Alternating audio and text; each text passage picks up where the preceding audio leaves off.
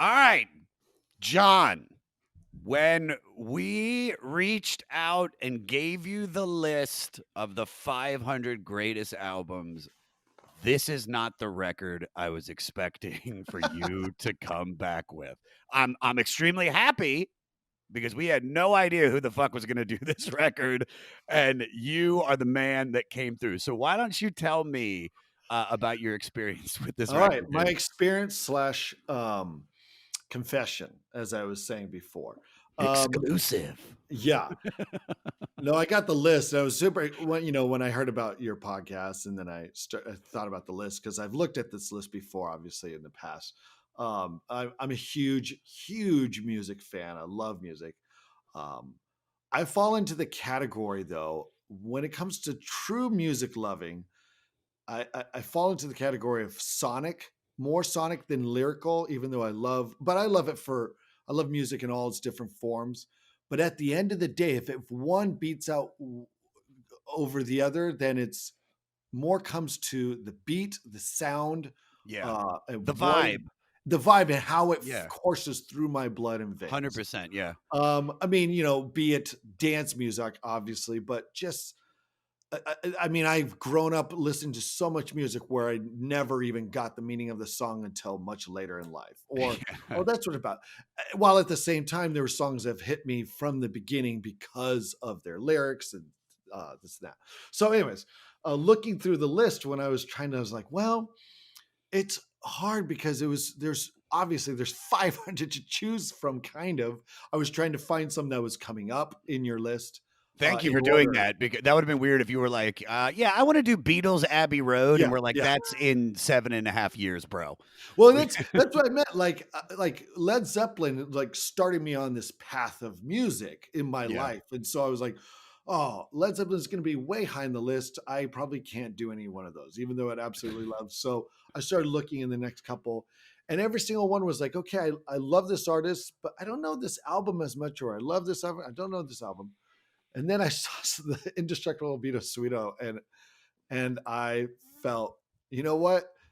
Number one, I always like to choose the path less taken. Yeah. Also, I the confession is I was actually wrong. I do not have this album. I thought I did. I have an album called Next Stop Soweto. Okay. And so, but I'm completely on board because it's basically all that music that was coming out of the townships there in Soweto in Africa, West Africa, South Africa. And so, I've listened to a lot of that kind of music. The Next Stop Soweto, I have the volume. I have a couple of the volumes, but mostly from covering the music from 69 to about 85. Um, and so when I looked up Indestructible, when I looked it up on my iTunes Yeah. music collection, I was like, oh, shoot, this is Next Stop Soweto, not Indestructible Beat. I looked up Indestructible Beat. I was like, oh, okay, I know a lot of this music already, Okay, good. which is good, but it's still like, but I was also kind of like chosen because I was like, I don't know it that well. And I love the music and I love the sound sonically. I don't, most of what they're singing about, I don't, understand or, Sure. tell. And it's not, it's a lot of it's just meant to groove to. Yeah. Um, so I was very excited to kind of get into it and learn a little bit more about it. Um, but yeah, that was I mean, this is kind of a brand new thing to me in a lot of ways. I do. I love that. I love that because this is the same for me. It's like I had heard like moments of this music throughout my life. Of course, like with Paul Simon, Graceland. Yeah. Which truth be told, we have a very not a dislike of Paul Simon on this podcast, but we just keep finding all these facts about him that keeps turning the listeners off. Like What? he stole a song from Los Lobos to put on Graceland. Yeah, Really? dude. And we did the Los Lobos record, and all the fans of the podcast were like, dude, Paul Simon's a dick. We're not calling him a dick right now. He's probably a nice Just the man. fans. The But fans the, are the calling him. fans, the fleece army.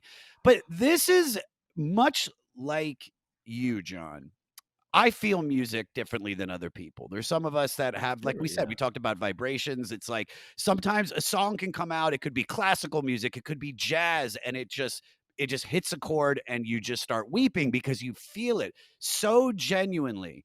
And much like you, I have no idea what they're singing about in these songs. We did find out and do the research, but if these songs don't move you from the vibrations, we're going to keep using that word, that they're giving off, then you obviously are dead inside, because there is an energy to this music, and it transcends race, it transcends culture. It's just this beautiful, beautiful 12 song journey into a world, and that a lot of us don't know. So much like you, I felt it completely like that. But how did you get the Soweto record that you had before? How did that end up into your repertoire? Um, I think I remember exactly. I think I was I watched shit, I might have to look it up. It's a movie from so I love, I'm also a cinema junkie. I was watching for the first time because I had never seen it, that Jeff Daniels movie from the 80s with Hotel Rwanda. no. Okay, I'm just kidding. Jeff That's a Don Daniels and Cheadle Miller. vehicle. Yeah, that's a vehicle. Because that's what they saw. Is like, oh, this is gonna be a hit. Let's just get Don Cheadle on there. Um, it was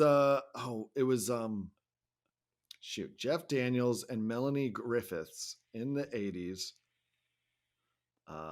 What was it? It was called like shoot. Sorry, I'm looking up. No, But no, no, take your time. I was looking it up. Something wild. Something Something wild. wild. Thank you. I think, Thank you. I'm not mistaken, Unless I you think just M. looked that Night up or you were just Shyamalan had something dying to to do with like it. tell me that. Um, you guys there? Yeah, we're here. Okay. It looked like your video froze. The a little video bit. froze, yeah. Yeah, but your voice is still all inside my body. There it goes. We're back. We're back. We're back. All right, we're back. All right, so you see Something Wild. So Something Wild, I was watching and it had some incredible music on it, and I was like, "What is this song?" And I think it's Melanie Griffith's character is listening to it, or some scene. But that's kind of, I think that's what started. I'd heard about it a little bit. I listened to a couple of music podcasts that talk about stuff all over the world, but I think that was the one that kind of turned me on to this song. I pulled out the Shazam, I Shazam it, or I looked it up on this, soundtrack listing, and that's what started getting me into Soweto and that sound coming from Africa. Yeah. And that's kind of what started me down that path. And I saw like a lot of the later stuff, obviously in the 80s, it picking up more steam, or not so much picking up steam, existing for many years, but it wasn't, all of a sudden it hit the American ears really hard in the 80s. And like you said, when you mentioned Paul Simon and Graceland, and Yeah, and you think about like I think in the 80s a lot, Peter Gabriel, obviously Peter Gabriel, right, yeah, going dude. down that line. Yeah. Peter Gabriel, Sting, David Byrne, and then you have influences yeah. all the way up until now with like Vampire Weekend. And you can hear this record in every one of those artists I just mentioned. Yes. Because like I said, it's this, because as I listened to this for the first time, I heard so many different genres of music. I heard reggae, I heard ska, I heard, rock, I heard vocal harmonies. It's just, there's so many little pieces that go together to make this special. And before we go any further, just so the listeners know, all of this is because of a dude named Donald Jumbo Van Rennen, who was a white, well-off South African who grew up fiercely opposing the injustice of apartheid and its effect on containing so much great local live music. And he started this record label, and in 1971 went to London and started working at Virgin Records, because he wanted to start importing records because he loved this Afro pop and this reggae. Give me a second. Here we go. Then in 78, when Virgin launched the reggae imprint Frontline Records and made Jumbo the head of A&R, in just 2 years, he released more than 100 legendary Jamaican reggae records and became this celebrated figure of world music culture. And then in the 80s, he just, was helping to free Nelson Mandela, fighting against apartheid, and he started pushing this music out to the masses, and he was the guy that kind of Mm, assembled everybody for this because they were all already doing it. But it's kind of like yeah. I'm trying to think of like something, like it's almost like Quentin. You said you're a movie head. It's kind of like Quentin Tarantino, like in when he started blowing up with Pulp Fiction, and he was like, "There's all these great." Japanese movies and directors, like we need to get these people out because to show this side of cinema that nobody's seeing, and that's what this guy did. And then, like, of course, Paul Simon just heard it, and kind of used Ladysmith Black Mambazo for Graceland, and now the rest is history. And the craziest shit, John, about this is that not only is it on this list, this record is on so many people's like 100 greatest albums list because of the influence that this had on music, which is just so crazy because I remember seeing this shit on the list and being like, I've never heard of this. Who's going to do this record? Like, I'm excited to listen, but I didn't know anything about it. Yeah, and I think it also goes to show it was one of the few, very few records on that list that were various artists. Yes. You see all these and all these bands, and maybe that's one thing that drew me to it. I love compilations. I've always loved like these that were basically what you're going to get. You're going to get. It's about a sound. It's about a culture that someone, a producer, someone who had this ear, as you talked about, this David, who hears who's trying to share this a sound from a very specific time period or specific place or culture, and the best way to do it is just kind of gathering some of those artists from that time. And sometimes it's a very specific and small net that they're casting out and getting, where like I think about when you think of Tropicalia, that Brazilian kind of musical movement during the 60s and 70s, and how you grab some of those compilation CDs, and not just CDs but albums, and Yeah. it's the same idea. It's really you kind of look at the list and you see, oh, there's that artist that popping up 3 times on that album. Yeah. They have a certain, and for every artist that you see, there's probably 15, anywhere from 15 to 100 artists that you've never heard and still have never made seen the limelight. Uh but yeah, I mean, that's right, why I kind of jumped in that, because it's a glorified playlist. You get to Yeah. see and hear any one of those artists with their own sound, but mixing it all together really makes it a much more enjoyable and diverse kind of listening experience, while really hearing also a very specific sound. For sure. Are you a big like mixtape guy? Like back in the day, did you used to like make mixtapes for girls that you liked or anything like that? 'Cause I maybe was a I king of that. I maybe was I the should king of it. I did like making it. It was mostly, most of my mixtapes were just, I always had a tape in my, I guess the boom box slash just radio that has the tape cassette recorder. Oh And I yeah. just had it always ready to go the second I heard a song on the radio that I liked. Yeah. And then if you didn't, you hit record, and if you didn't like it, you rewind it and keep it there for the next. So I had so many mixtapes that were all just recorded straight from the radio. They were mostly for me and my brother, but Yeah. yeah, my first girlfriend, she made me a mixtape, and I Ooh. loved it. I loved it. I was just like, it kind of blew my mind, the concept of the mixtape. Like, oh, there's a very specific sound, but also coming from a girl that you like. It made you really like, I mean, completely hear Indigo Girls I never would have been exposed to or cared about in 100 years. But then, you hear it in this context, and then I loved them, Yeah. Yeah, right on. amongst, other artists that you just don't like. This is back in the 90s, obviously. So I started, yeah, I made her, I didn't make tons of other mixtapes, but I have made them before. And now, I'm very hardcore about my music collection. I don't know. I always want to reach out and say, are there other people still like me? I don't join streaming services. I don't, nothing. I like, if I like music, I hear on the radio or anything, I grab it, I research it, and I put it, and it has to go through very specific filters, which is playlists that I listen to, and I Yeah. listen to it over and over, and then I put it in my collection. It's my music collection. And Nice. so I always have like playlists that are ready to create a playlist, a mixtape for someone. If someone says, John, dude, what? I have a good friend who's like checks in every 5 years. Dude, what have you been listening to? And then I'll create him a little mixtape of like, here are all my favorites that I've listened to the past or discovered. And it could be new music, it could be old music.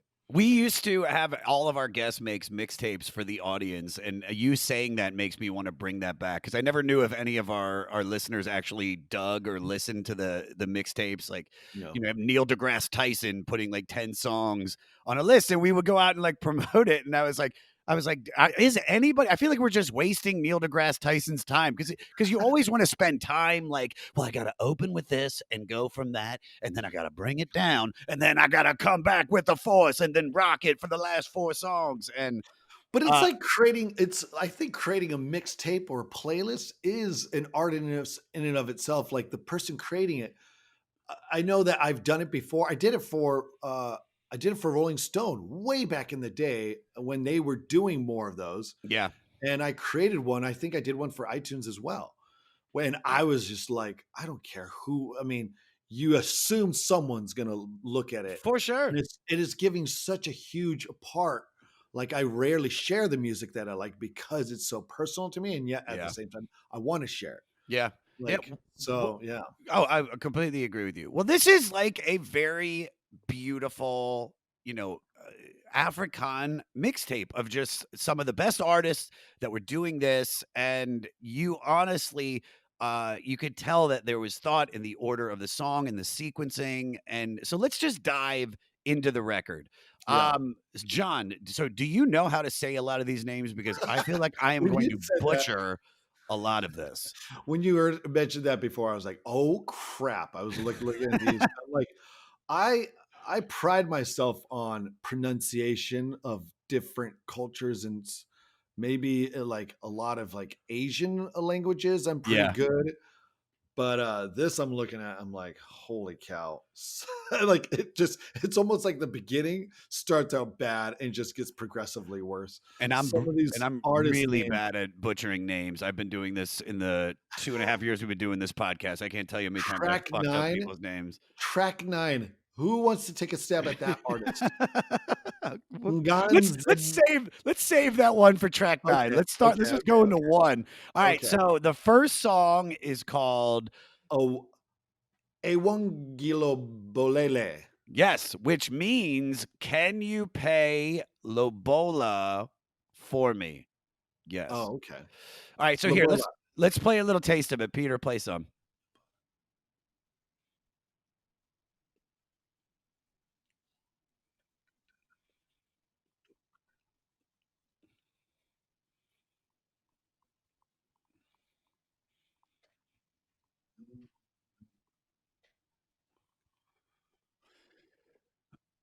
All right, kill it. All right, so what's so funny about Ah, this is Bolele. Yeah, I love what's listening for the words. oh, it's incredible. But what's so funny is that it's the same thing over and over, and yet it just keeps getting better as the song goes. Like, I love the guitar in the background. I love the call and response. And Yeah. like you said, sonically, this immediately brought me in. Immediately, I'm like, okay, I want to listen to the rest of this record because this is so interesting. I'm vibing to it. It feels good. Tell me your thoughts on this. Well, I think just when you hear about anytime you can listen to music that was recorded really like with the old uh I'm blanking on, not digitally but with Analog. yeah, analog.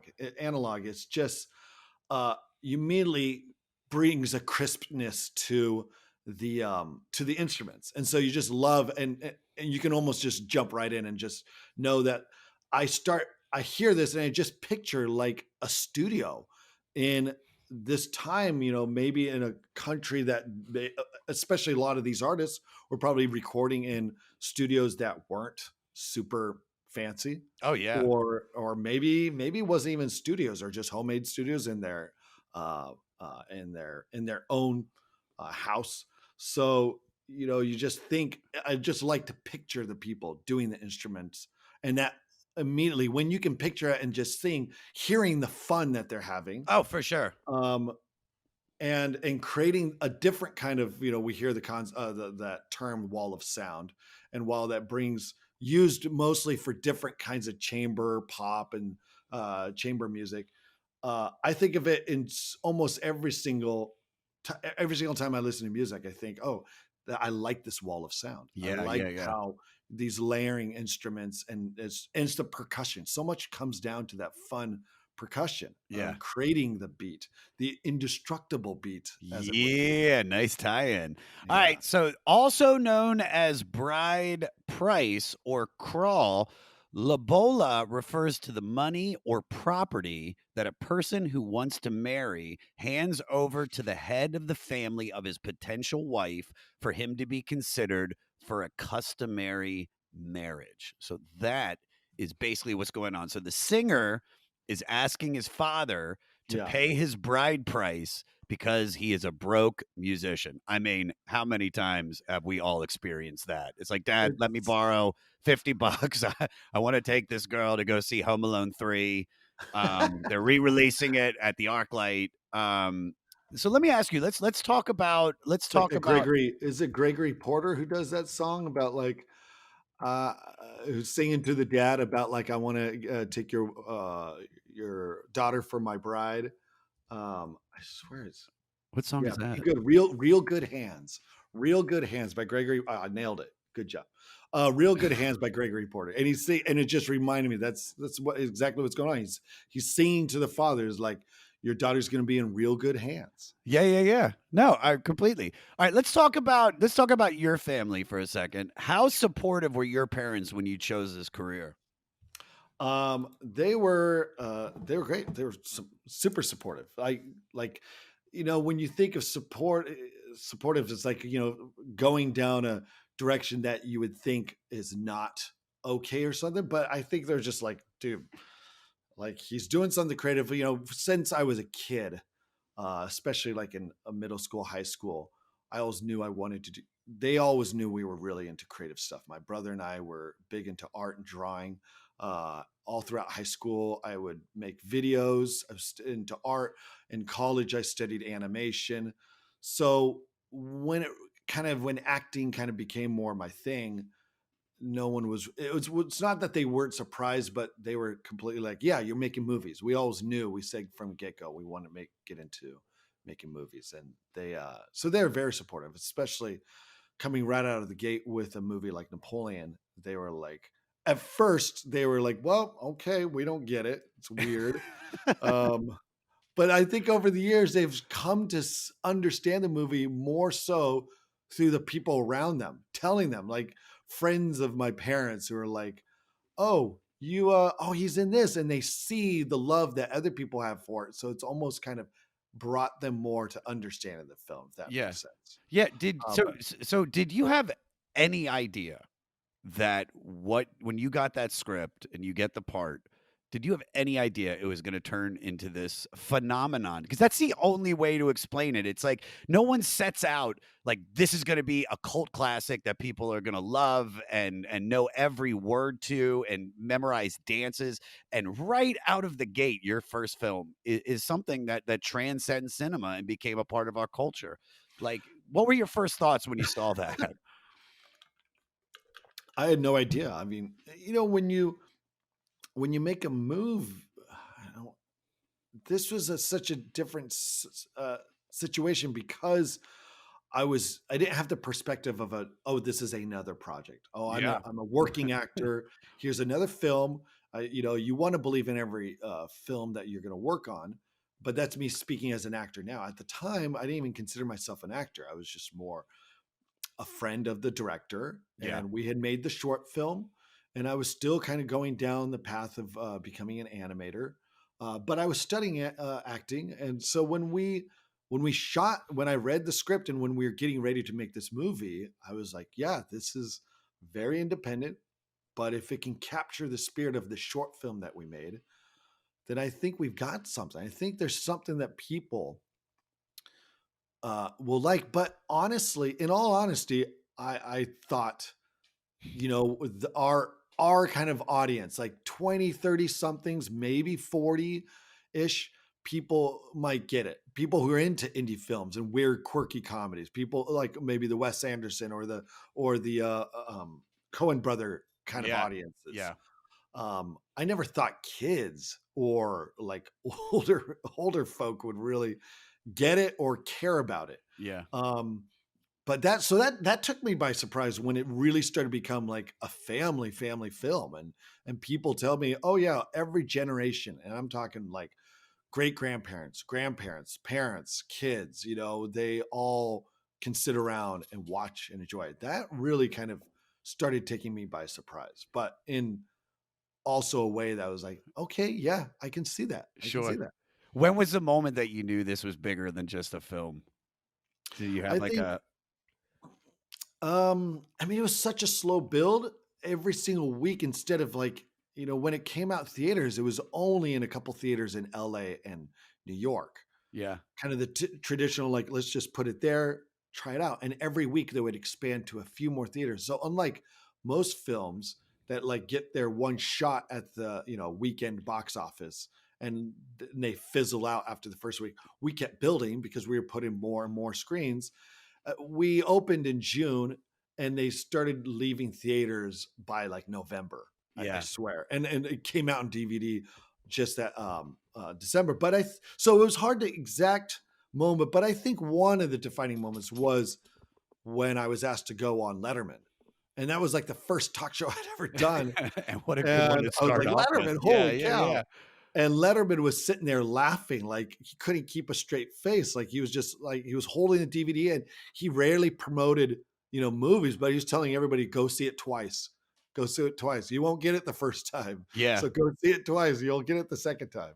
It's like Uh, you made my, I guess the younger generation after me, like they're like, I mean, Pee-wee's Big Adventure. It was like a yeah. film that, like you said, it's like you don't get it the first time you see it. I remember my babysitter like came in because I was such a big Pee Wee fan, and she was like, yeah, I didn't get that movie at all. And then me and my sister saw it, and like, this is the greatest movie ever made. Like you did something that is just it's so past just sitting in the theater and watching it. It's like it's incredible, dude. You made Jamiroquai big again. Do you know how dope that shit is? We brought back the indestructible beat of JK. Of JK. All right. Yeah. All right, let's dive into the second song. My writer Morty started spelling these out phonetically for me, so I think I got it. Oh, good. Holo Telani. Hello, Boom. Talani. Holo Telani.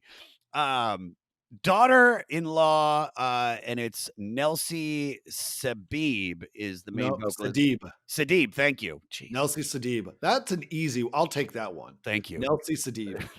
Okay. So this is the female perspective about the bride price, crawl or lobola. This style is an example of what's known as contemporary praise song. And on it, she sings of the cattle given in the crawl, her bridegroom entering the compound, and how she must attend to her new in-laws. Jeremiah, play a little bit.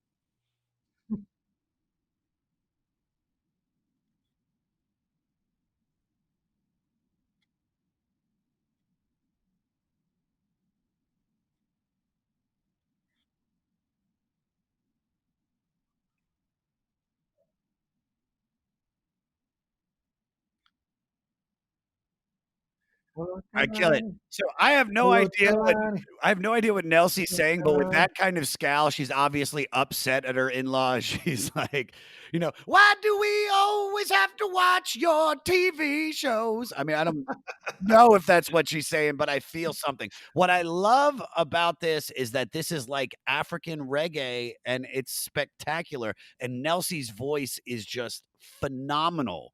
Phenomenal in this song. What are your thoughts? I don't know a lot about guitars and the different kinds of guitars, but what is that?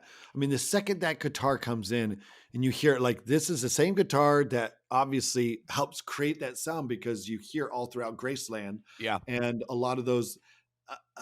I don't know. I mean, it has almost a reggae sound, but it's an electric guitar. But I don't Like, know if you know this, but I I just don't, very much but that's hear but that right away. this but the second John I heard this, I was just like, oh, this is the same. This is like this could be Bob Marley singing over top of this. Like this has that same kind of cadence of a reggae song. Um, I loved her voice so much, and I think that's kind of what this is where I really started, you know, listening to different things in the songs and just their use of their vocal cords, where it's not just like a straight note where she's like, "Ma." I mean, it's just like you said, Yeah. the vibrations of this song are just phenomenal. And it's the vocals they use so instrumentally. Yeah. Having a lead sing, and like in this version, I mean, in this song, you definitely have a little bit more of a lead vocal of Nelsie singing, but then in so much of that style of music, you have those underlying kind of bassy, something like "Bonomarero." Yeah. And I nailed it right. "Bonomarero." Um, and it's again, it's that call back and forth. It's like her talking to her family, her new family, and the family Yeah. talking back, and they're just constant, unchanging. Like, we're not changing, we're not doing anything, and she's just like, "Come on!" And like sometimes it sounds happy, and Yeah. sometimes it sounds like, I got no choice. I'm going to do the Tanani. Uh, All right, let's move on to the third track. Give me a second. Oh, fuck. All right, let me see if I could do this. We're gonna have to, Jeremiah. We're gonna have to what do you edit got? all these me fucking these up, like when we put this out, so we don't, upset anybody. All right, Umalatini Nabo is is probably the artist. that's the artist. And that looks like that's straight up. You have to know exactly what the Q sounds like in that language, Well, because it's. otherwise it's like "cood." Did you spend time in Africa? No, I have not. You have It's not. one of the few places I'd love to go. I need to go. I thought that's. I'm not gonna lie. I thought that was why you picked this. I was like, oh, he's probably been to Africa a whole bunch. No, You're like, I no, picked it because I want to learn more about it. no. You know, All right. Well, I can tell you this: the translation means fair fight. That's what I got, and that's what I know. Uday Here, Manikiniki, Maniki Manikiniki. Maniki Niki. All right, play Yeah. the opening.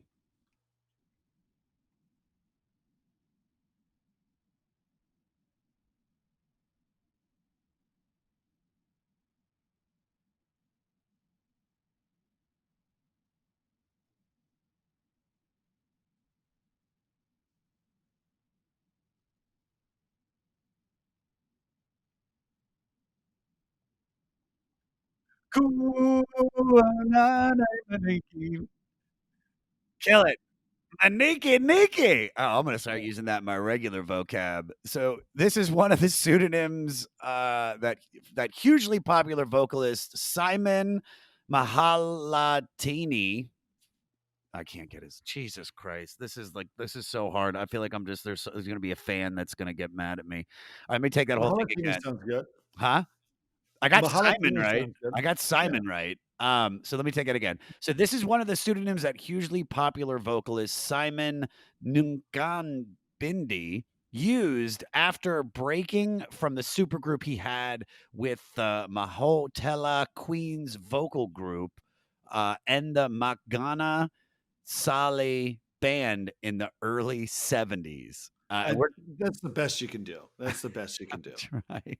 I don't think anybody else is like, There's you know what's but you John, you know what's funny right now, dude? There's like some dude in some part of the world right now, probably in America somewhere in like Michigan, that's like he's like, God damn it, it's Simon Maniki Niki Maflali Ningbatu. yeah, And I'm just yeah, like, how does he not know that? And I'm just like, dude, I Udokotela, I f Shangem. I fuck up like just English names all the time. So this is like the challenge supreme. I Yeah, give us a couple bones, you You know know? what I loved about this song is that this reminded me of like African ska. This has that like No Doubt. It almost feels like No Doubt ripped off this album to make some of their music.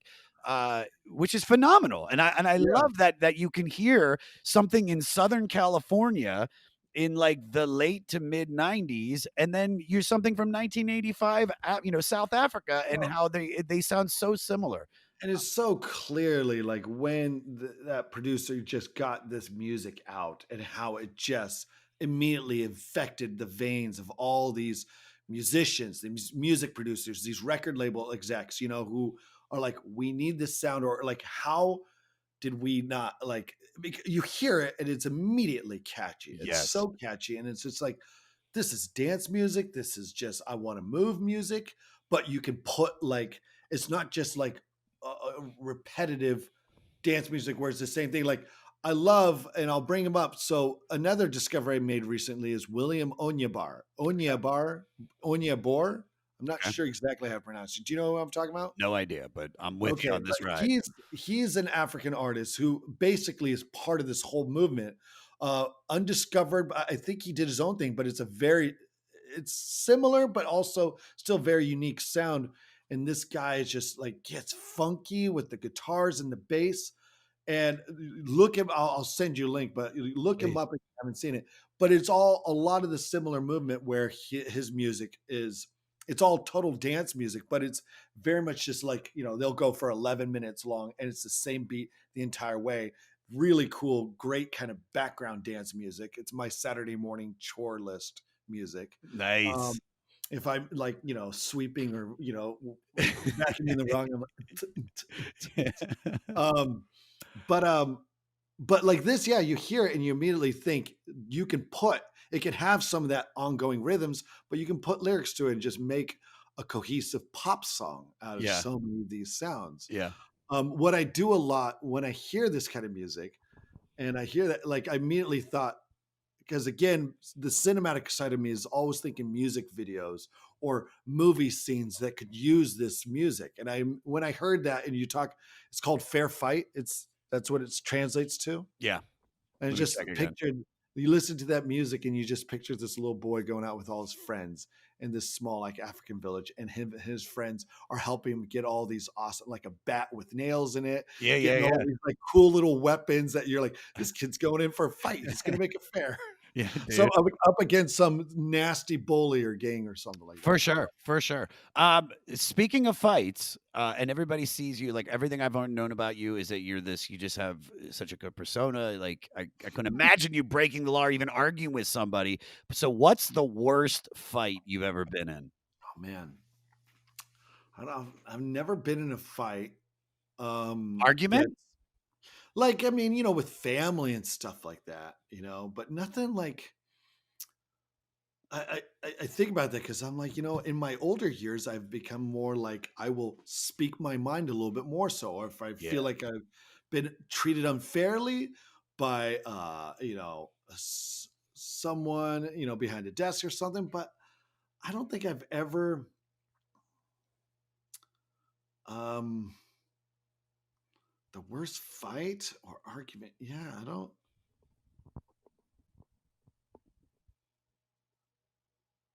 I had this. No, that wasn't a fight. No, I don't. Uh, there's this lady. I just moved, and I was at this Target, and this was just like 2 months ago, and it wasn't a fight, but it was like I had to stand my ground because Yeah, dude. I think this lady was on something.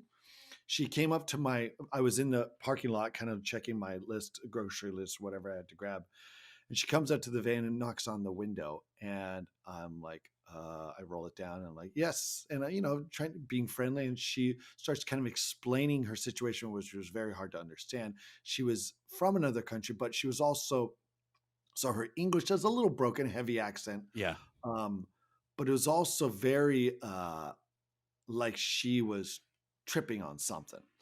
Um, and kind of slurring and kind of made it sound like she needed like a ride to like Southern Oregon. And You're I like, was like, I'm not oh, even I'm not, remotely I'm not, anywhere yeah, close like to this, there. like that was kind of the main thing that told me, all right, I don't know what's going on. So I was tried to, the politest way possible saying, I'm so sorry.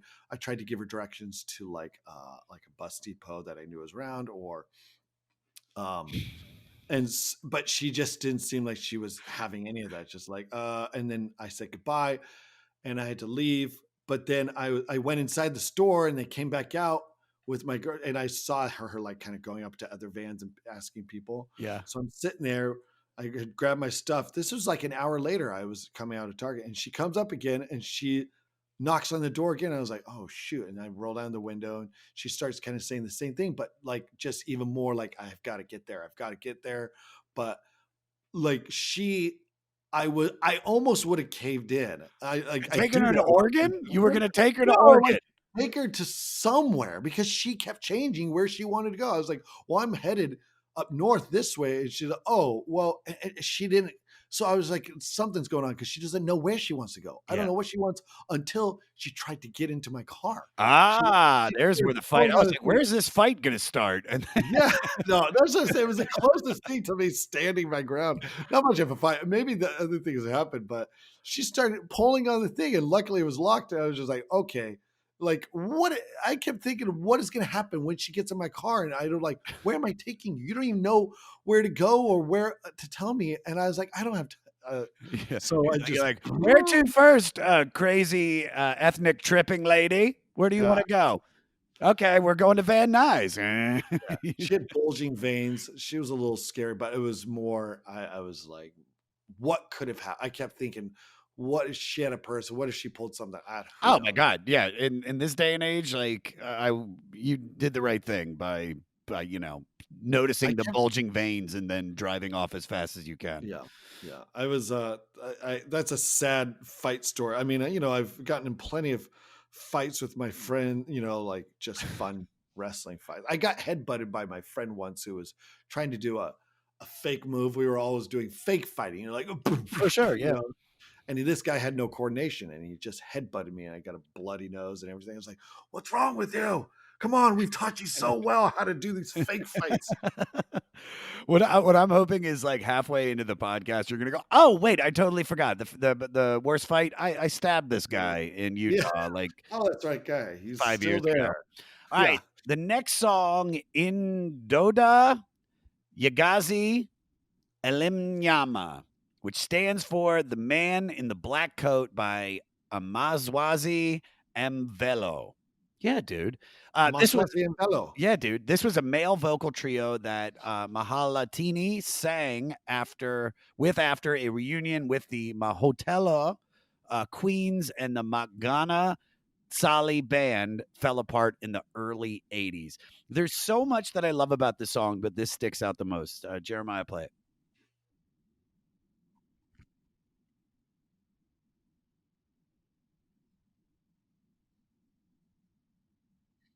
All right, kill it. Dude, that's me. That's how I would sound if I was in this band. Just golly, golly, vale. I love the robot voice, dude. Plus, there's this too. Here, play that, Jeremiah. Yeah, kill it. That was it. That was it. Yeah. Dude, It has I a lot of like there's some disco influence in there too, yeah, dude. Like it's just like you could see like all kinds. It's such a weird mesh of like there's, you hear the ska, the reggae Yeah. side, but then it's got the kind of quicker beats um throwing in there like some disco jives. Very disco jivey. Dude, you said something earlier that stuck with me is that this is do your chores music too.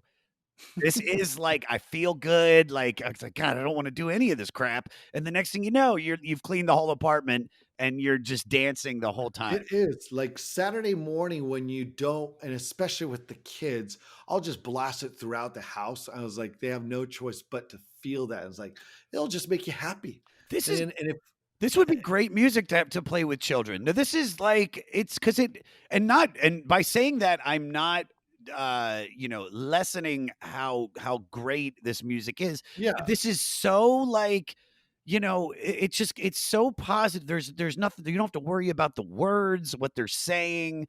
They could be saying, and these are like, fighting apartheid songs, but yet yeah, you have no idea. It's just so positive. Like, kids would love this music. I'm gonna play it for my nieces and my nephews when we're hanging out over yeah. Christmas. So it's about a mysterious man that always harasses and takes the narrator's money after payday. Maybe it's like the tax man, or maybe it's an actual thief. We all can can feel that. So I wanted to ask you, what was the first big like thing, or even most ridiculous thing you bought after your first real payday? Um, Probably a car. Nice. What'd you get? I don't. Although I wouldn't call it ridiculous. I never got to. I got a Nissan Sentra. Oh, come on. You're like, I got a reliable car. It's I was safety rated. Let me see. What was the most unnecessary Yeah, purchase that I what's made? that bull crap that you got that you're like, why the I bought a boat? No, no, I did buy, although I wouldn't even say I was like, why did I? Because I bought a really expensive like home theater system with like the fanciest projector Nice. and the fanciest screen, but I loved it and I used the crap out of it. So Yeah. I don't, but at the time it is kind of crazy to think because it was like, I mean, I'll be honest, I paid, it was probably over 20 grand for that projector. Woo! I'm coming Because to now your you can house for get it, movie night, you can bro. I don't have it anymore. I mean, this Oh, was years ago, yeah, but it's like, I mean, you can get awesome you can get awesome projectors for like not even half that, like way less. for I mean, sure. it's just the margin for the different for the quality, the amount of quality that you can get out of things now. Like back then, it was like, well, it's either all really nice or kind of this crappy like Yeah, installation dude, that they have. because 20 grand, like, 15 years ago or however long, like the technology now is like Yeah, a quarter of that. You know what I yeah, mean? It's like what yeah, you paid 20 grand for back then now is like 1,500 bucks all in. yeah, exactly. And that's why I was like, sometimes like, oh my gosh. It's just, and I had this like receiver that came with it. It was just giant box. It's like, who needs receivers now? I mean, maybe, I don't know. What was the first movie that you put on it to show off to people? You were like, "All right, guys, we're gonna watch Oh, Willow."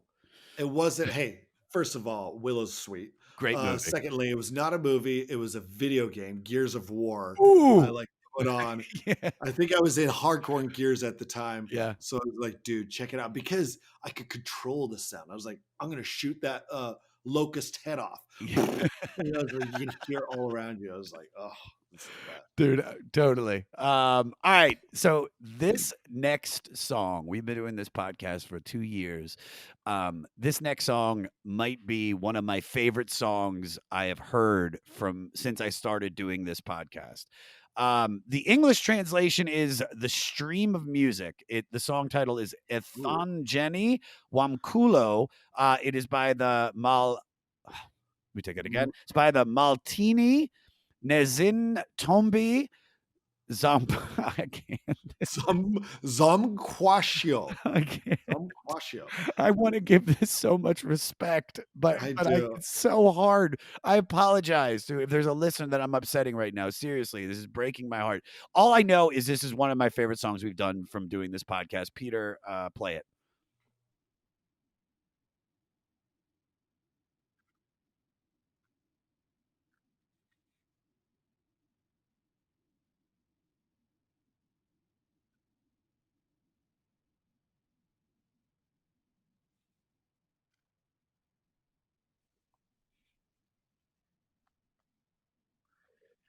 All right, kill it. I mean this. Not lying it, not saying this because this is the record that we're doing this week. Listeners, like 100%, that might be one of my favorite moments from any record that we have done on this podcast. I don't know why I love it so much, but it is just perfect. I just it puts me in such a good mood. It's raining here in Maryland right now. I listened to the record before I was getting started. I'm setting all this up, and that song comes on. And every time I've listened to it, it's just like, it's just such a great energy clearing. Uh, this is beautiful. The translation for this on the back cover says, "We are at the source of music. We are calling the young and the old not to forget that music never ends." And that is beautiful. The Makanga Sali Band were 5 musicians who invented Mbankwa. Let me take that again. We're this half of this podcast is going to be me correcting. All right, the Makanga Sali Band were 5 musicians who invented Babanganga. That's not right. In the mid Oh no, six, I've heard that. really? You're Yeah, being yeah. sweet. In the mid 60s, and then basically became the house band of the Soweto sound. Successful South African producer, talent scout Rupert Popapi put a girl group together called the Hotella Queens to front the band and added one male singer. Simon Let me take that again. Simon I'm so sorry, John. Simon McKimby. Simon was a South African Mabanga. I can't do this. I'm like really having a hard time with all of this, guys. Dude, That's why I chose this album, why because I did thought you? you were going to educate me in how to pronounce these. I came to the wrong place. Thank God you're such a cool guy, and you're just like, nah, you're gonna get it. You're so positive. You're like, nah, it's coming. Simon, I wish you know what? I should send you all the notes that I have, and then me and you could go, no, that's right. Yeah. All right. Send it to me. I think I could stab it. Jeremiah, can you send him all of this stuff so he could see it? Well, no, but then he's going to know the questions. And then, all right.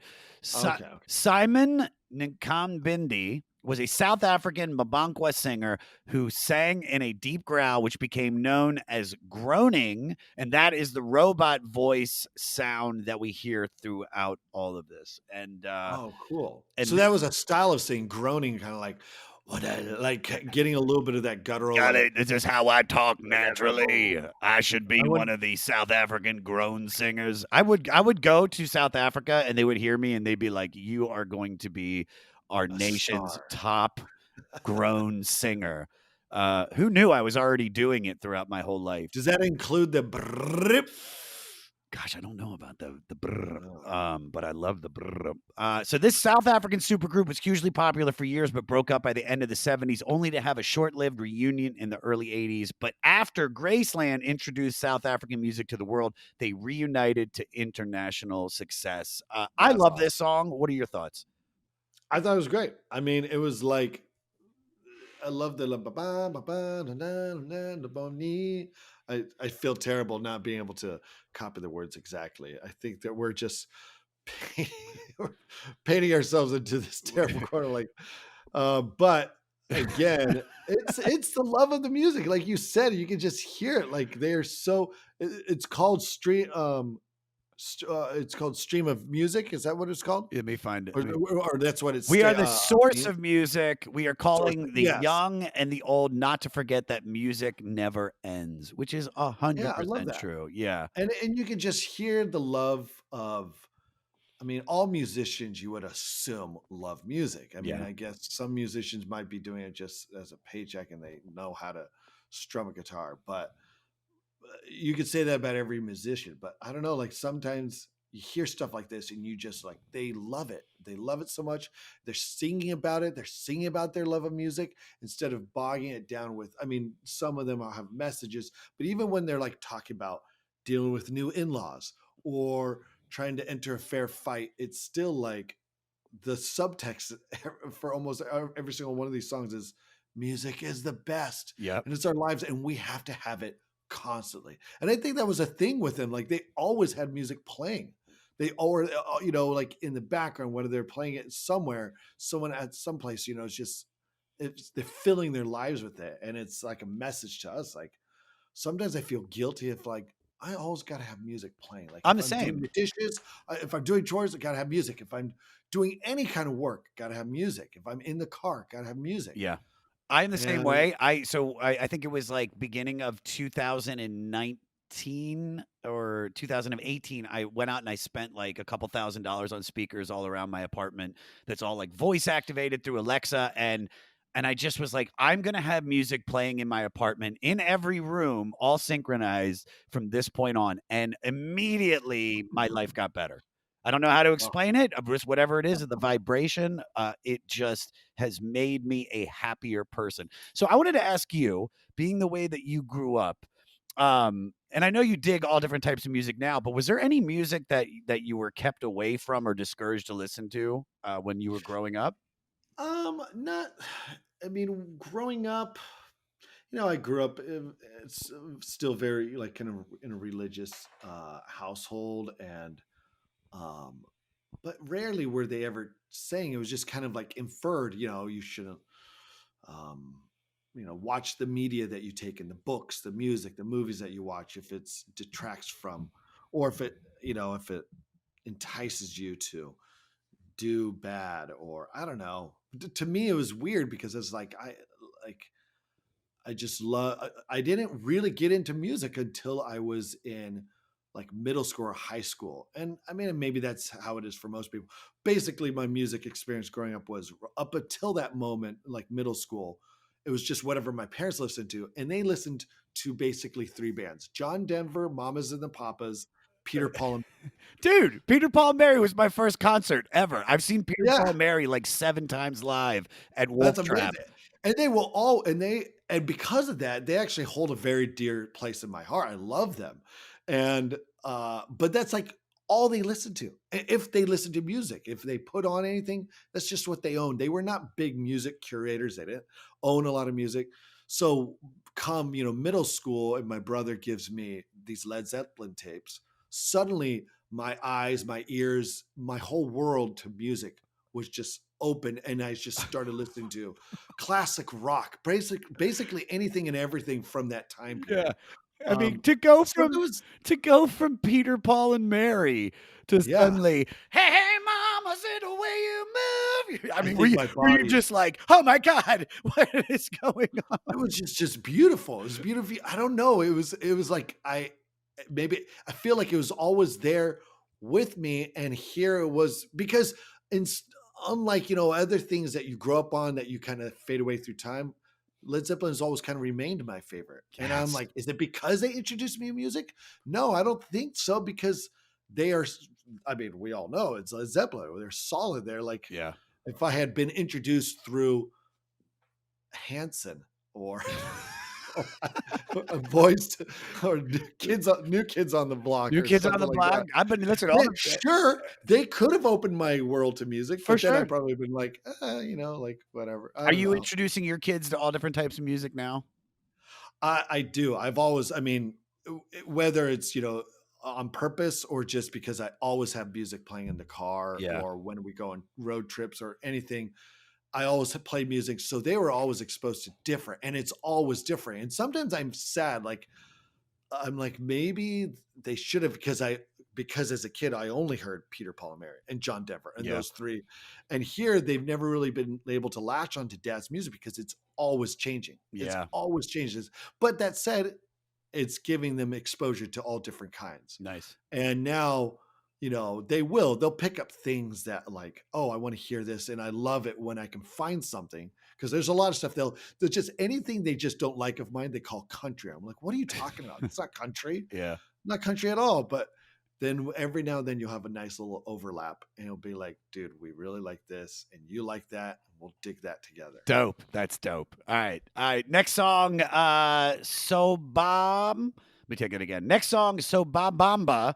The English translation is We Will Get Them. It's by Udokatello. Let me take it again.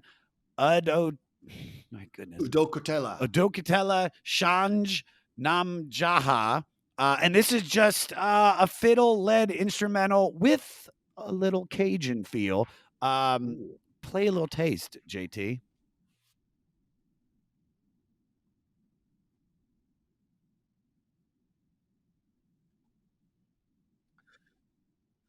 All right, kill it.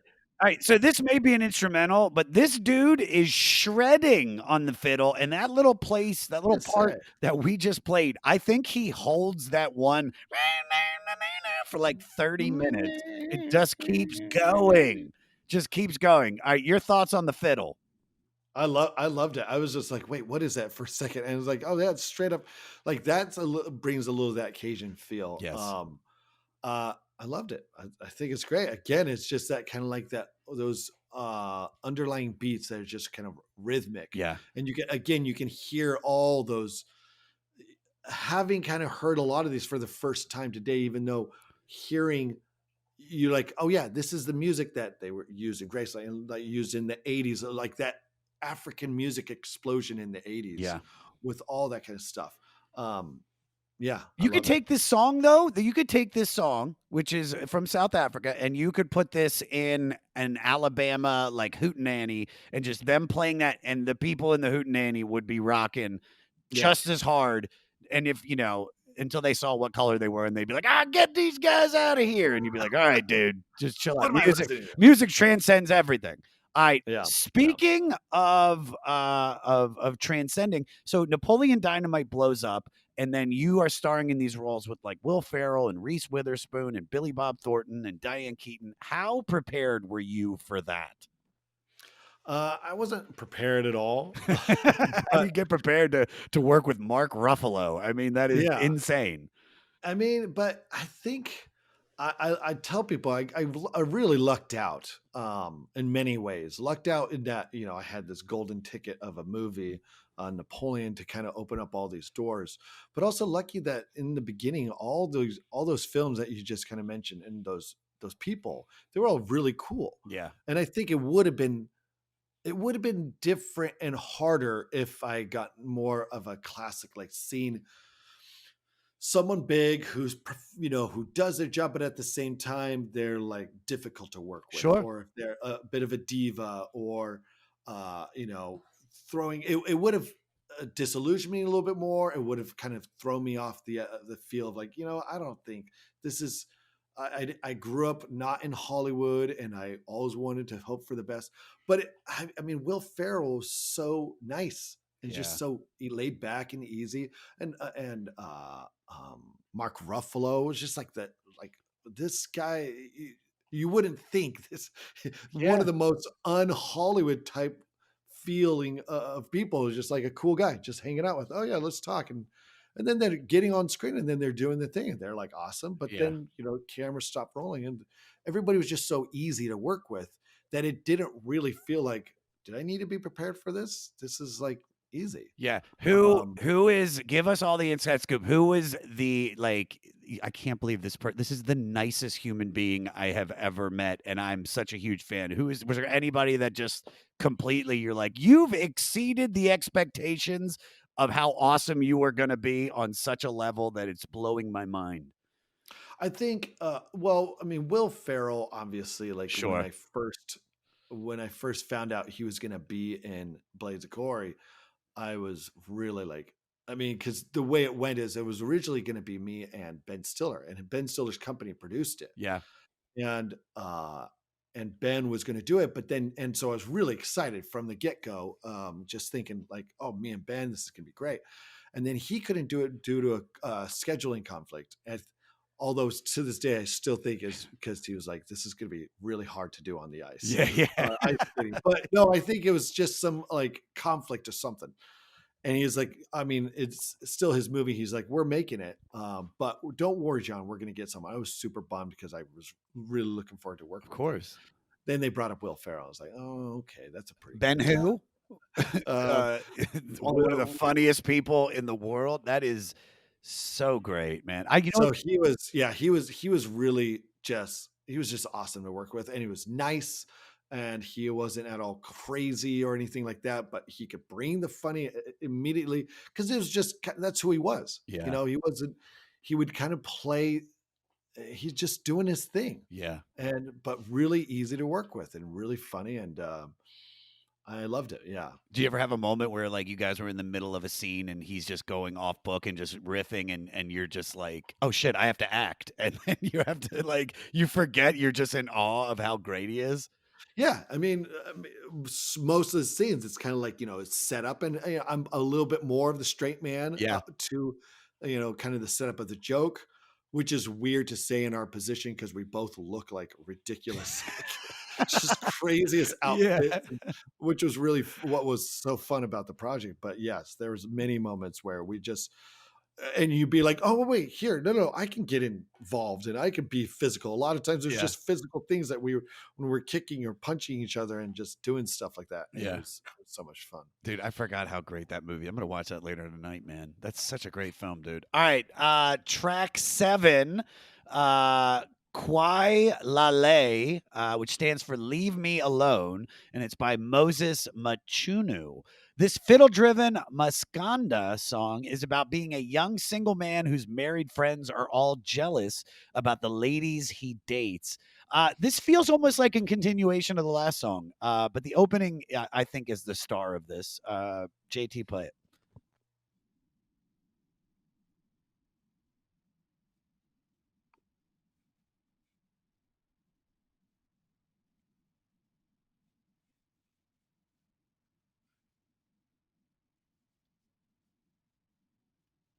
All right. Kill it. Yeah. I love that opening. And then the song kicks in, you feel the fiddle. It's a fantastic song. Being that this is about jealousy, I wanted to ask you, did you notice or did you have to like deal with any jealousy from hometown friends when your career took off? Or was it all love? I think it was all mostly love. I mean, if I did, I didn't have to deal with it. Yeah. I wasn't Behind your back, yeah. aware of it. Yeah, it could have been. You do hear about some of those people and they're like either hometown people or like Christina Aguilera. You hear all that about her hometown just kind of going against her and like uh Christina? I think so. Wasn't that the story? I mean, I'm not saying whether or not she deserved, but like, just like, oh, her small town, like where she came up, they were all, I don't know. I could be wrong about that. But as far as I knew, my hometown was very supportive and very cool. Like when we first opened the movie, or when the movie was coming out in theater, a very this local little indie, like a small like art house theater that was pretty new in my hometown Yeah. of Salem, Oregon. They had they were pretty new, and so she contacted my mom because they like knew each other, and says, "Hey, can we open up the film here?" And so we did this little thing. Like Fox Searchlight was really cool, where they gave him a print and they like screened it like for however long they screened it for a long time, but for like 2 days in a row I came and I did a little Q&A and a little meet and greet afterward. Nice. And that was really cool because I saw people in line that like my sixth grade teacher, she showed up and I was just like, oh my gosh, I never would have seen you at any other kind of reunion. Yeah. So I got to see some people from my past show up, and I don't think I had to deal with any. Again, if there was any jealousy, I don't think they ever expressed it. I think everybody was really cool. Yeah, they say they were nice to your face, mean behind your back. There's always somebody. There's some guy in your neighborhood that's like, John, that was supposed to be me. Well, he sure didn't show it very well when he was trying to be me. All right, track 8, Tool Ooh La Lele. Just Stop and Listen by Maswazi Mvelo. Here's Mahaltini and the vocal trio again. JT, play it.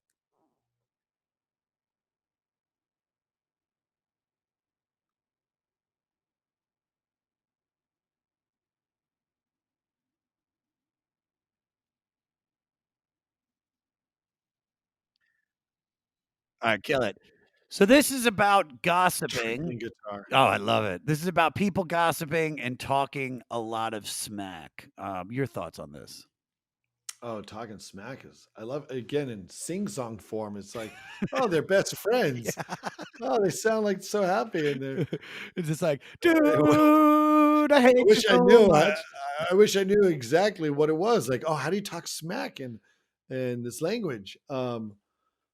This may sound completely, what is the language that they're Oh, God. what is all I, is it several different languages or is there, this is JT, very can you find out for us, dude? All right, so our writer Morty, he like breaks all this shit down, dude. Like, so he spent hours going through. We got to give a big shout out to Morty. I have to, especially for a record like this. He did it when we did the Manu Chao episode. Manu Chao is this huge. I think he's Brazilian. I'm no, because we haven't done the record in a while, so I forgot exactly where he was from. But there's like literally 15 different languages on this record, and Morty went line by line, oh either my god. using Google Translate or I don't even know how he does it to find out, like, because a lot of this shit, dude, isn't online. So he had to spend hours. And when he sent us all of the notes for this record for me to go over, he goes, don't call me for a few days. I need a break. Like,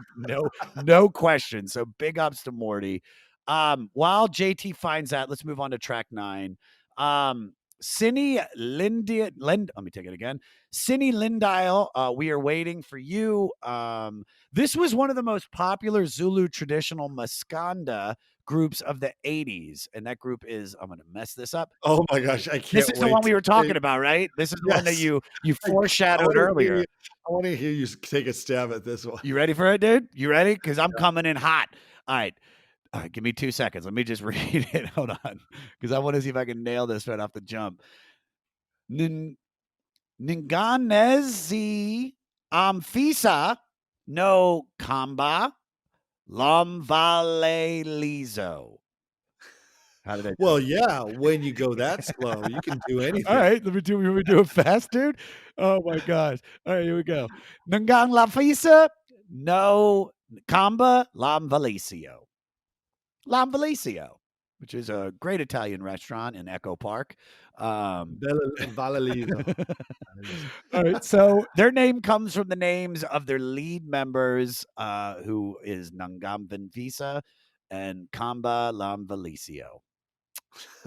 Yep, that's that's just so great, just to be like your baby's born, you're holding it, and you're like, oh, I You mean, look like a Kambala Balaliso. That's exactly what I see. oh, we can only give him one name. We got to give him your dad's. He's a Kambali Nali Vali Viso. All right. We're pissing off somebody, but who cares? I'm having too much fun. So this was taken from their 1984 album, La Duma. JT, play a little bit.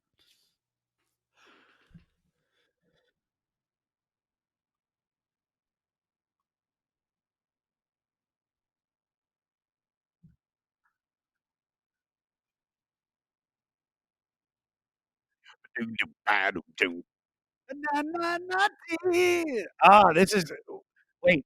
This might JT. Do you have the full track of this? Can you go towards the end, because I was listening to this on the way home from Baltimore last night, and there's I think the ending of this is this part that is just so incredible. So go. I think just can you kind of skip to like the outro? I think it should be like the last 30 seconds of the song.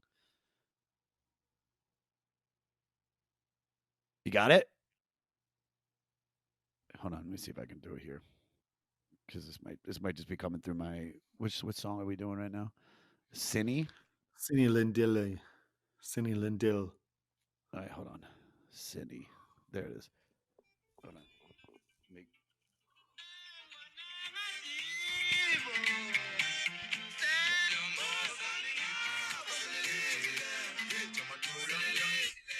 all right, so listen to the background, guys.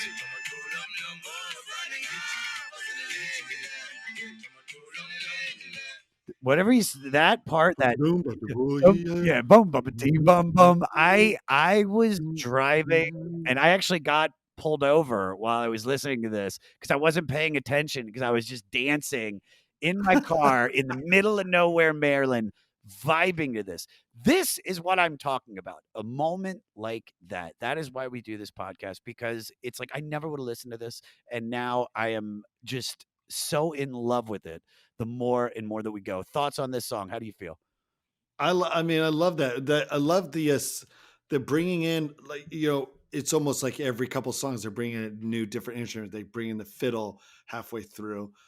This one bringing in I guess is that the accordion, or is that like a harmonica? What is that? I think it's an accordion. I think. Accordion, which gives it a like. Again, it's weird. It's like you don't get that. I mean, I guess we had polka music in America, but that's really kind of originated, I think, in Europe. Yeah. And you think of um a lot of that kind of Mexican brass music, which uses a lot of accordions. And it's like like so much of the rest of the world loves this instrument, and it's kind of magical. Hearing it just gives it all that more kind of worldly, um, foreign feel, bringing in this fun accordion music. Yeah. Again, kind of adding just another instrument they're throwing into the pot For there, which sure. I think is really cool. For sure. Great song. All right. Next one, track 10. Uh Nagik Nagika Bange Nagad Queda, and it stands for I Have Made Up My Mind by Malhaltini Nez Intombi Zomquashio. and the Makanga Tsali Band. This group name translates to Mahaltini and the girls or daughters of Magwashio, which was the name adopted for the 1983 reformation of Mahaltini and the Motello Queens. You know what's funny about me reading these, John? Is that when it comes to the English part, because I fuck up the African names so bad, when I'm reading the English, I like speed through it. I'm like, which was the name adopted for the 1983 reformation of the Mahaltini It's your way Alma. of telling everybody, like, "Check it out. I'm good at one I'm language. good I at can nail one language." uh, So, just in case you forgot, yeah, guys. I good at words. I good at words. I got English on the lock. The song is a woman singing about her drunkard husband who treats her poorly and how she's going to discuss with her parents what to do about it. Then her parents tell her to let go because of his alcoholism. The best part is the ending. Peter, play it. Oh.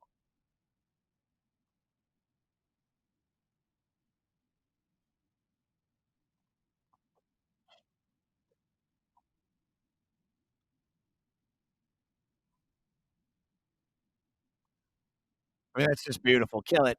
Uh, Beautiful song. I love that there, like I said, it's like, we don't even realize that we're hearing such a heavy subject matter being discussed, like alcoholism. So your LDS faith, from my Yes. understanding, has very strict rules about never consuming alcohol, tobacco, tea, coffee, or drugs.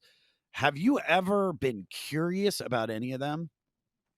Um, a little curious about I've never been drunk, and I've been curious, but not enough to do anything about it. Because it's part of I'm proud that I've never um imbibed that way, if Yeah. that's even a word. I don't even know my that English part. Um, but yeah, no, I've had a few drinks accidentally Ooh.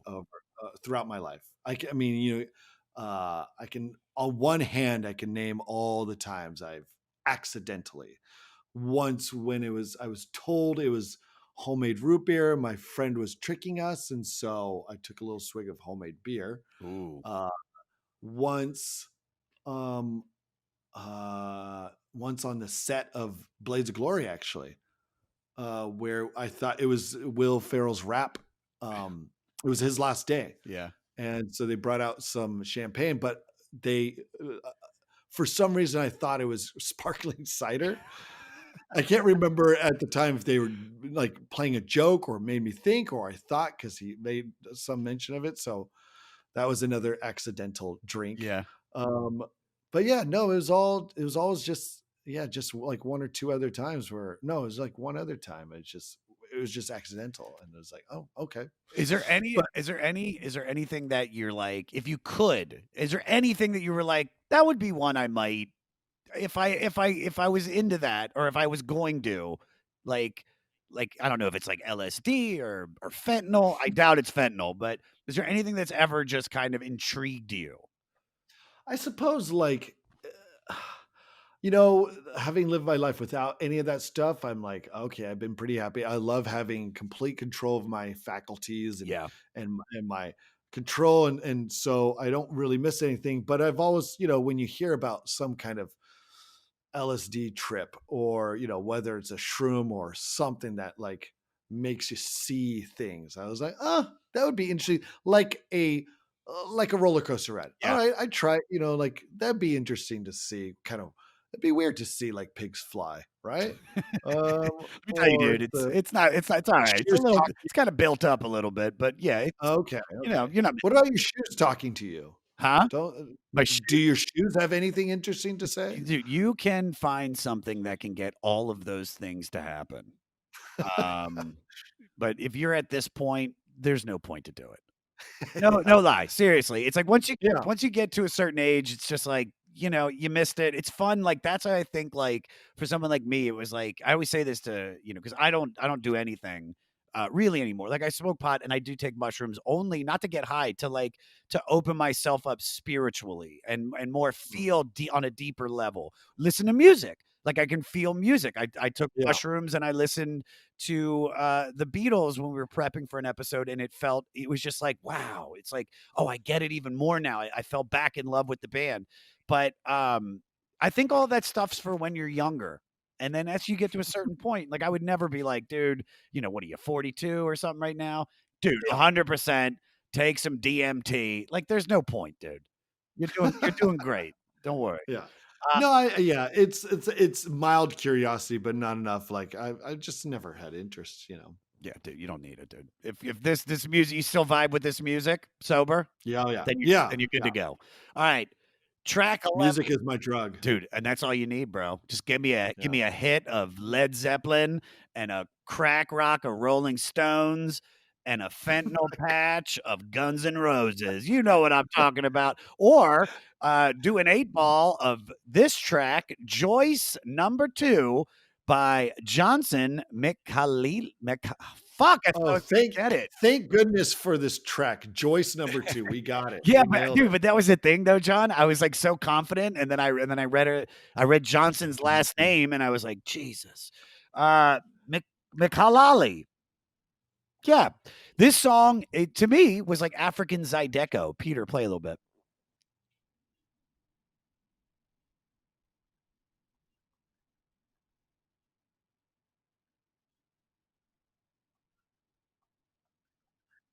All right, kill it.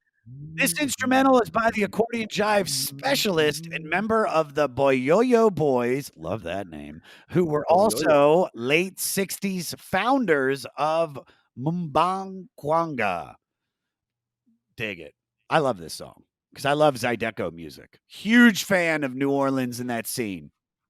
Huh. Yeah, I dude. That's something I had to look into a little bit. I do not know about Zydeco music. Really? I'll have to That was yeah, I'll that have was to check it out. basically it. That was basically it. We'll actually we did an episode with Harry Shearer from The Simpsons, and he was like he's a big supporter of New Orleans and the music and the culture and everything. He moved down there, and so he sent us some tracks. So I'll pass them along to you because Yeah. I don't even know if I could pick the best ones. So he picked the best ones for me. Speaking of two, you do have a twin brother, Dan, right? Yes. So, how did he handle your success, and did he ever have to deal with fans who thought he was you? That's it. You know, I've always wondered, I think, you know, being a twin, you're always eh, sometimes there's a blessing and a curse, and you can see kind of like for us, it's interesting that we've been able to see maybe what our life would have been like if you had taken that path. Everybody has that question, but you can almost see it with us because not every twin is like that. But we were almost, I mean, we're identical in so many ways, Yeah. and what we were, we both had basically the same talents, same passions, same interests. We were both studying animation, and then kind of, you know, I branched off and started doing acting and got into Napoleon, started going down that path, and he continued on doing probably what I would have if I if Napoleon if the acting bug didn't catch on. Yeah. um and so I think sometimes he sees like, yeah, there's a lot of differences there. We're both in, yeah, we're both, he's an animator who lives in LA, and you know, he works for all the big movies, all the Marvel films and stuff doing animation.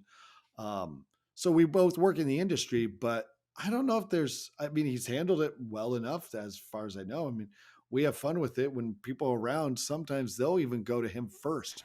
He definitely gets mistaken a lot, Yeah. natural, understandably, because he looks like me, but he's also got like normally 20 pounds on me. So I'm like, come on, people. Like, why are you confusing him for me? Like, what does that say? I'm right here. Yeah, dude. I'm right here.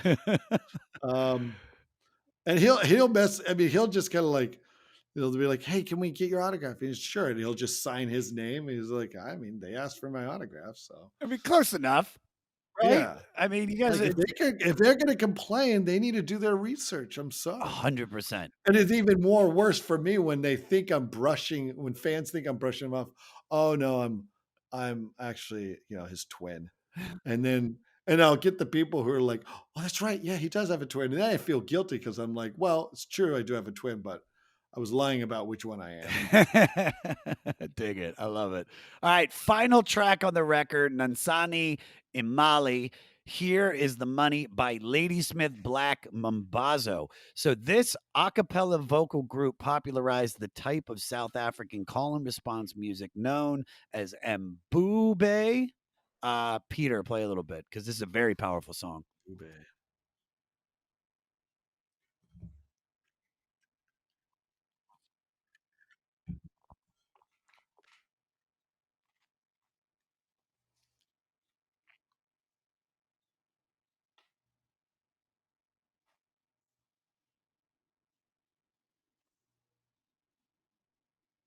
All right, kill it. Just this is a very, very powerful song. I love how rubbery I don't know how else to describe the vocals, how the perfectly blended Yeah. harmonies and how they just kind of like flow like, but not like water, like this, just like they just take this form and they stretch a little bit, but then they bounce right back into this, like, I don't know how. Oh, It's there's just, no, no, I know exactly what you're saying because they're so connected, and the stops could be sudden, or they're they're yeah, it's holding so the note, controlled. so controlled. This is the group that, from my understanding, worked with Paul Simon, and you can see why, because it's like I said, this might not be the most like danceable song on this record, but it's definitely, I think, one of the top 3 songs on the album, and I think it's a perfect way to close this record. So Yeah. band member Joseph Shabalala wrote this Mumbubu. Wait, let me take that again. Wrote this Mbube praise song from the perspective of a township diamond miner. The translation of this is: here is the money dug by the men in the mines, where the faint hearted will not go. We congratulate our men for their bravery and for risking their lives. We salute you. And the South African diamond mine owners of the 1800s employed local workers who were treated terribly, including stripping Mm. them naked after work and checking them thoroughly for stolen diamonds, and even making them sit in solitary confinement for a week, drinking diuretics in case they tried to swallow any. Um, Oh my yeah, I mean, gosh. it's very heavy. I mean, if you've seen Blood Diamond, or any documentary about that area, I mean, it's horrible what a lot of these workers had to go through. But unfortunately, that was like the only work that they could get. Um, so like, and then you hear a song like this, and it just, it just adds so much more depth to it. So I love it. And instead of being so, and again, it kind of goes to show like there is, I mean, all throughout the world, and I'm sure Africa has definitely had its fair share of these terrible, tragic either events or mistreatings or just, elements of their culture that Yeah, have, been terrible for them. But their music is so happy, and so instead of complaining, they're, singing about like, we are congratulate and we give honor to yeah, these people who have done this and who've given their lives, like given their lives. They see it like almost as like they're choosing to look at the positive yeah. part. Not that it was a good thing that happened, but instead of complaining and whining, it's more, we salute those who have, gone through these Yeah, but tragedies for us. but it's also, you ever notice that, like, 2 of the funniest, races of people are blacks and Jews, because over the years there have been so many, hardships that have happened to them, that it's like you almost have to find the humor Yeah. and the beauty in life, because yeah, dude, if you read the paper every day, if you're on Fox News or CNN, it's just, horrible thing after horrible thing. And we have to, like, if we want to sit in that, we can do that, and we can be depressed all day, or like you said, find the beauty in it, honor, Yeah. the people that have had to deal with it, and try to live your life as best as you can. Now, not to downplay these diamond miners, but my question to you is, what's the worst job you've ever had? It's such a weird, um weird transition. They Mining, were they to drink yeah. diuretics, anything where you had to drink a diuretic. Oh my gosh, that is like, there's nothing I ever would have tried to steal from one of these crappy Yeah. jobs. I If only there were some diamonds in the rough. And I the worst job I ever had was I worked in an assembly line at a hot tub factory Nice. where they were building these hot tubs, and it was like the fiberglass kind of coating where it was basically like a spray. Yeah. We had to spray it on, and it was the mix of like it was a temp job. Like so, I got that job through a temp agency. I was not on very long, but I didn't know anybody. Number one, so and it was at a time where I truly despised country music, and this was in the '90s, so this was like the worst of like the you just pop That don't country of impress the me 90s. much. It's just whatever it was. It was just, and also like maybe some of them might have been good, but at the time when I was going through my hardcore classic rock phase, Nice. I just didn't want anything to do with like country, and they would just blast it on the stereos there while we're in line. So I was forced to listen. And again, we talked about like I loved my music whenever I worked, but I wasn't allowed to have headphones, so I was forced to listen to this terrible music in an assembly line. There was no love. Nobody knew each other.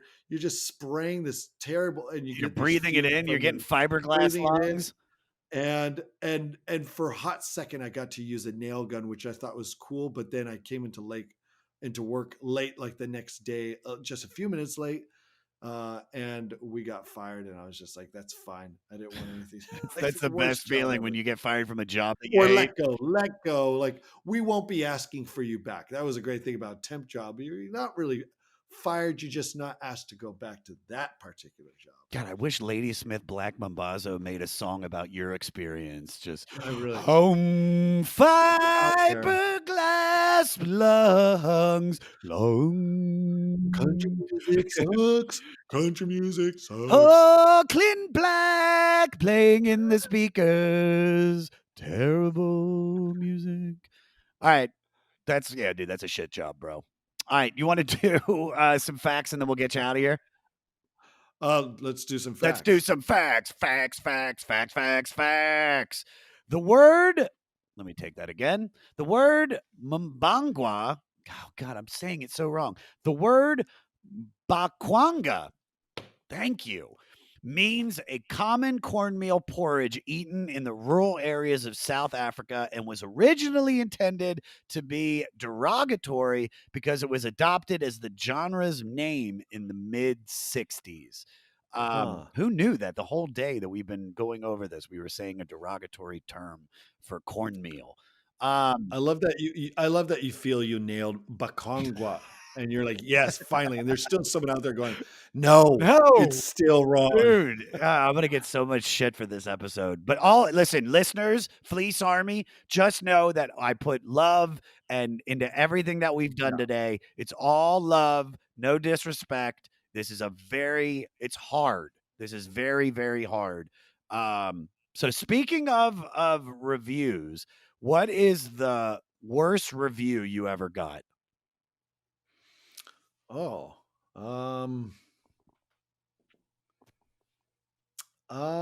I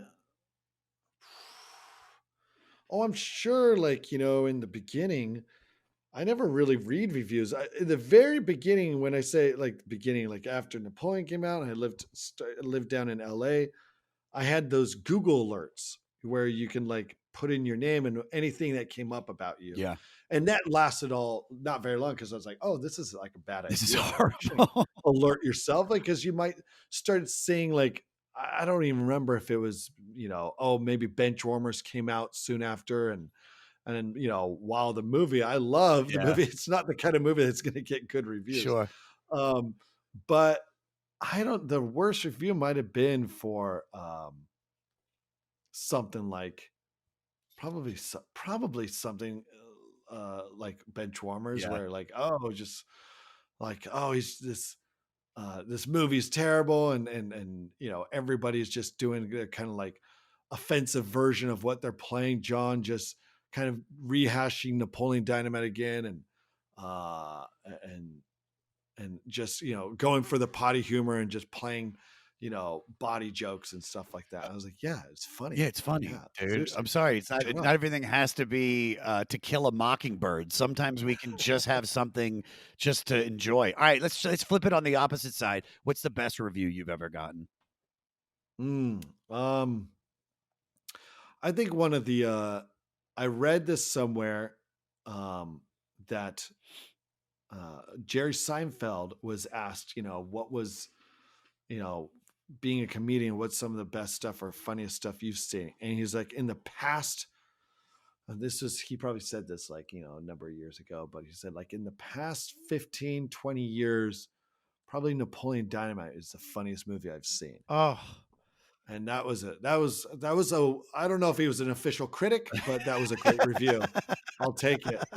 Um, I don't know if that you know it. was He any fell into a anytime Siskel. I don't know. It goes Seinfeld and Ebert. yeah, anytime you get like a compliment like that from someone you respect and admire. Jim Carrey once told me, he's like, dude, you did it. You did it. Like you SOB, like no one could do that. And I was like, that was Oh my huge, god. Yeah. huge, like a review. And so, yeah. Yeah, that's dope, dude. That is so dope. All right. The popularity of this collection spawned 3 more volumes of the Indestructible Beat of Soweto records. With the wild let me take that whole thing again. So the popularity of this collection spawned 3 more volumes of the Indestructible Beat of Soweto records. So, speaking of popularity, with Napoleon Dynamite being so huge, everyone kind of expected there might be a sequel. And then the original cast gets together for this primetime cartoon series. So, why didn't a sequel happen?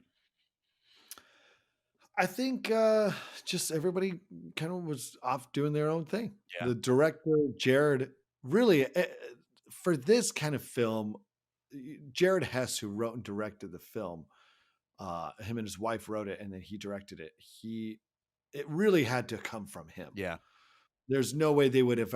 Even Fox was smart enough. Like, we can't do a sequel unless he's involved in all the cast. And I don't think any of the cast would have done a sequel if he wasn't involved. So it was kind of really up to him. And he just was like, I want to go do other things Yeah. and make other movies and tell other stories.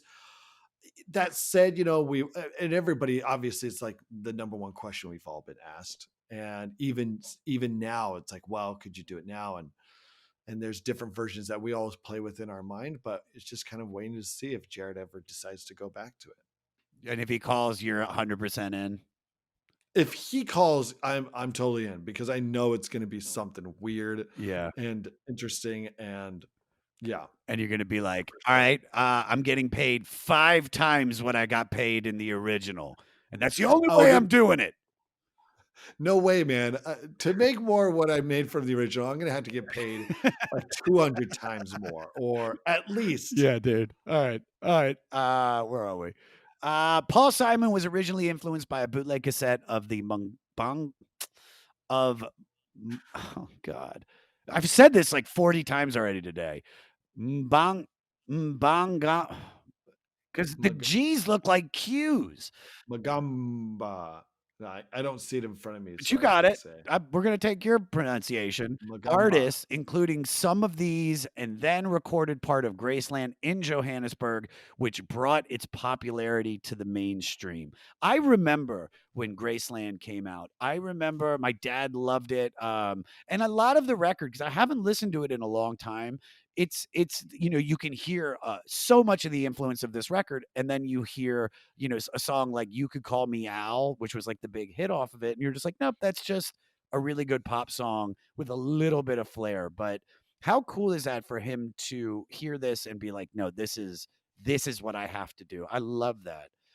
Yeah, I think, and again, it was so influential, and just it's easy to put that album because it was probably the most popular, Yeah. and really, I mean, you took that music and made. I mean, you hear that, it's like, yeah, that's what all this is. But still, hearing that same African influence in so much of the music in the '80s, and where everybody was kind of getting little bits and pieces, like you said, David Byrne, definitely grabbing a lot of that, and Yeah. Peter Gabriel, really running with a lot of those sounds and beats. Yeah. So let's ask you, who was the first person to bring you into the mainstream? Um, to bring me into the main, music, or Let's see. Let's to bring me into the mainstream. I mean, I guess you could say, are you talking about like in in Hollywood. Yeah. Yeah. Well, I guess I mean it would be It'd be Jared. Jared. Yeah. Yeah, it'd be Jared. Besides my parents bringing me into the world, Yeah. um, Jared. Yeah, it was. But even then, it's like he wasn't even in Hollywood at the time, so he was more like he brought ourselves. Just hitched this wagon, and we all just drove in. Where Um, did the character come from? Where did you go in your, because you created this character, and I know was there just like insane like character details or breakdown, or did you like know somebody earlier in your life to be like, yeah, I could see it being a little bit of this guy, a little bit of this person that I met, maybe the guy from the fiberglass, place that you worked. Like, how did you come up with such a? Because he's so defined, Napoleon. Well, I think that's what helped is when Jared had the original short script that he showed me, and I read it. And this rarely happens.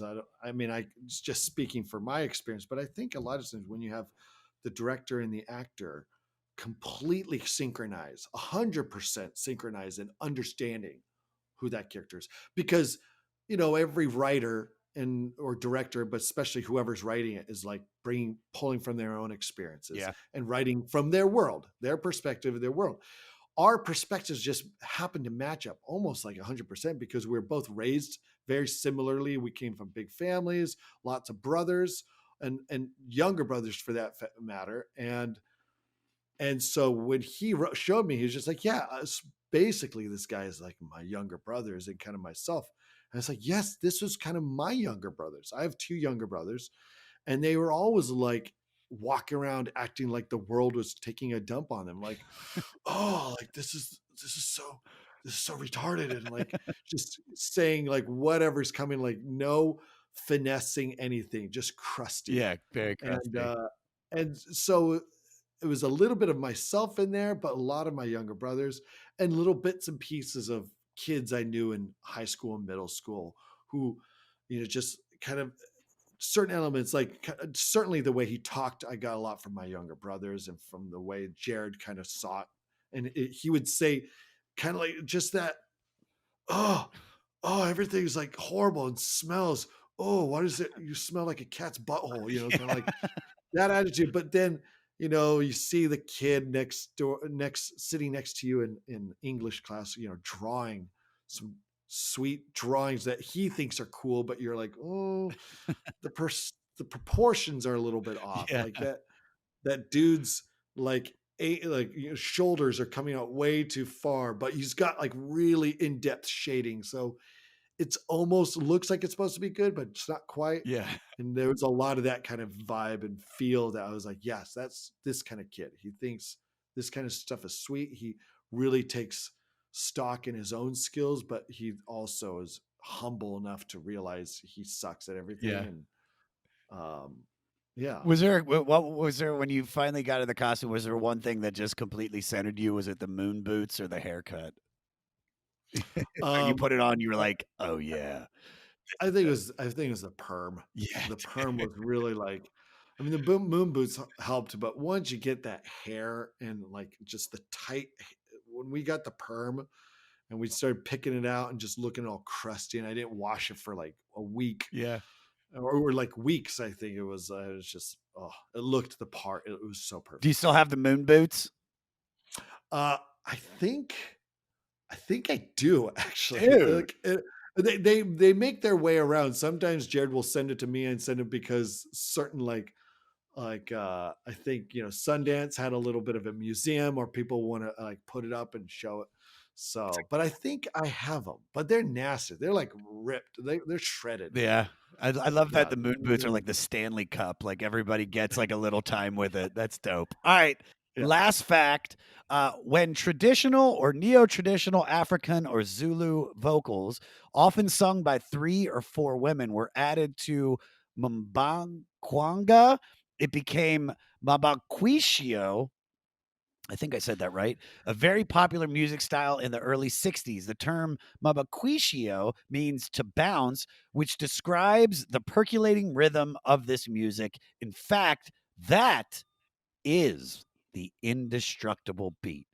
So I wanted to ask you this because you always seem to be in every interview, even today, in such a jovial mood. How do you stay bouncy and indestructible? Ooh, that's a good. I mean, I ask myself that all the time. I'm like, I normally am like, even if in life now, Yeah. this year, all kinds of stuff. There's so many reasons to kind of get down in the dumps, but I think it's almost like just trained from a young age, trained by myself, trained by nobody in particular. Just like life should be. I mean, I know a huge part is that I did have a really nice upbringing. I loved my childhood. I was always happy. I had my twin brother. We were always had a playmate, and I think due to the fact that I was also very creative, um, it was a mix of having a playmate, always being creative, being able to express myself, um, but having um, and that in itself made me happy and made me realize that I have so many blessings. It's hard. I shouldn't complain about anything too much. And I'm alive Yeah. and I listen to great music and that's I think about that too, and not trying to bring it back to the idea that this is a music podcast, we're talking about music, but music is a part, and whether it's playing inside you, on your own recorder, or it's always playing outside, it's that attitude of, yeah, so much of the music I listen to is upbeat because that's just how I almost always feel. And I love dark stuff, and there's a lot of, plenty in my library that goes down those dark paths. But almost even then, when I'm listening to that music, it's like because it's taking me somewhere else. Yeah. And I love traveling, whether it's physically or in my mind or musically, going to another place and just exploring and getting different perspectives. It's really stepping outside of your own shoes and just taking a good perspective 100%. on all different walks of life. 100%. This, like, what a perfect way to end it because that's so true. Everything that you just said. It's like, yes, the world can, like we said, can be a difficult place, but there's so much beauty in it. And a record like this, it should be something that hopefully all the listeners got to hear and it takes them away from, their quarantine or their problems, whatever it is. That this album 100% did for me. And be able to sit down and talk to you today, John, this was just phenomenal. So anything you want to promote, go ahead. This is your time. Oh, let's see. Well, I mean, right now there's still I'm in the newest Tremors film. Yes, yeah, Um, we have that Tremors, Shrieker Island. yes, that is the name of it. It's the seventh film in the series, but we don't need to know that. It's Sneaker Island, right? Um, and we shot that last year in Thailand, and it's still. I was thinking about it today. It was like one of the best experiences I ever had was shooting that movie in that country, in that place at that time. The music, Yeah. the just the world, and like and being able to shoot like an action film in the jungle. Um, and I think you can see it in the film. You can see some of that, a lot of that joy. And that was like me times 10 when I was on set. I was just so happy Yeah. because is so magical shooting that movie. And so it's still, I mean, it will always be available, iTunes, Amazon to purchase. Um, and it's out now and it's great. Everybody go watch it. This is it. This is where the Tremors franchise finally hits its peak, guys. I love the Tremors franchise, dude. One of my favorite movies. Fred Ward, Kevin Oh, Bacon, the first yeah. one. Oh my god. That's so cool, dude. Thank you so much, John, for coming on today and being so great, dude. Thank you for having me. It's This was th- great. I loved it. thank you, brother.